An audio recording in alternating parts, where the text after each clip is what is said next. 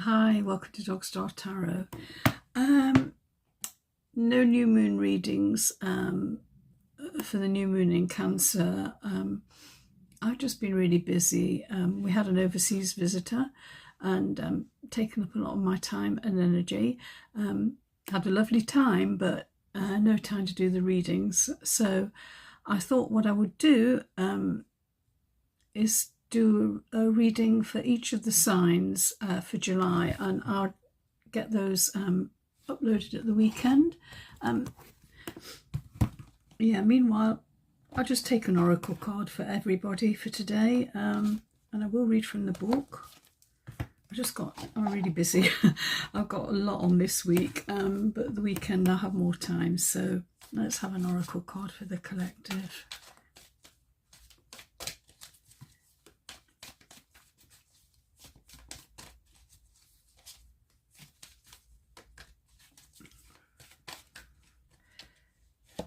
And we've got the Fates. Okay.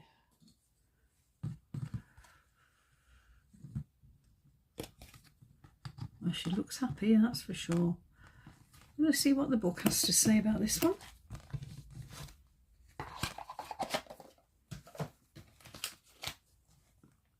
Number 17.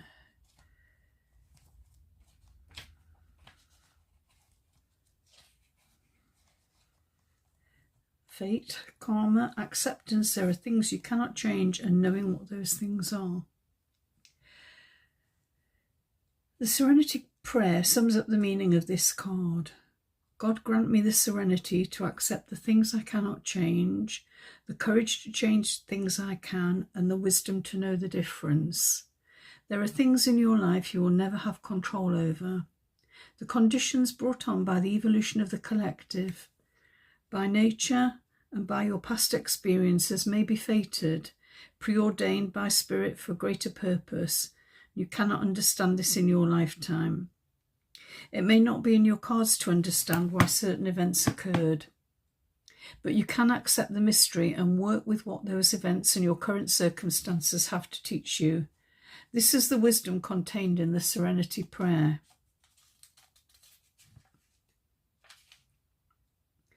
I'm going to read all of this because it may resonate for some of you. There's a relationship message. Other people are who they are. You can't change them. The challenge is to accept them as they are and not to try to make them otherwise to suit you. This is a time to look at how you attempt to mold people to fit your view of how they should be, so you can remain in the relationship and avoid discomfort.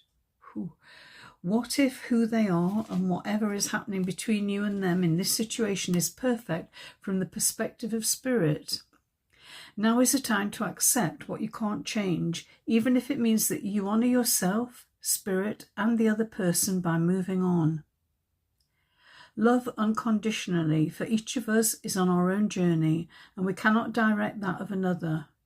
Be aware that this relationship is indeed fated, and you are meant to evolve into a better version of yourself as a result of it. Okay, there's that saying, isn't there? That people come into your life for a reason or a season, a lesson or a blessing. And I think that's relates to this relationship message in this card. The prosperity message is, your experiences concerning prosperity and abundance are beyond your personal control right now. Tell me about it. You're being invited to accept what is unreservedly. This could be a temporary situation, seemingly thrust upon you by outside forces, but there's an underlying purpose that you can't see that has been determined by the fates. It could be a situation that you're unprepared for, and you may not understand how it will benefit you in the moment. Don't fight the situation. Ride it out and see where it leads. Surrender to it, and the serenity you need to make good choices from here on out will be given to you. You will indeed flourish. Okay. And then the protection message. It's difficult to understand why painful things happen to good people. Fate is a mystery after all, yet what we do with our circumstances, the way in which we respond to life's challenges, is how we rise up to greet our destiny. Now is one of those times to be aware of your powerlessness to change certain situations and surrender to acceptance. Hang in there. Life will only get better. Act as if you believe that. For right now, it's the only thing you can... for right now, the only thing you can control is your attitude. When you align with the fates, being mindful of what you can and cannot change, serenity will come to you. So there may be a message for some of you in there, either relationship, prosperity or protection. I hope this helps. For me, yeah, it does. I had an argument with somebody yesterday, and this really resonates for me about them being who they are, and, you know, yeah. And this is from Wisdom of the Oracle by Colette Baron-Reid. Okay, really like this Oracle deck. Generally has quite a profound message. So that's what I've got for you today.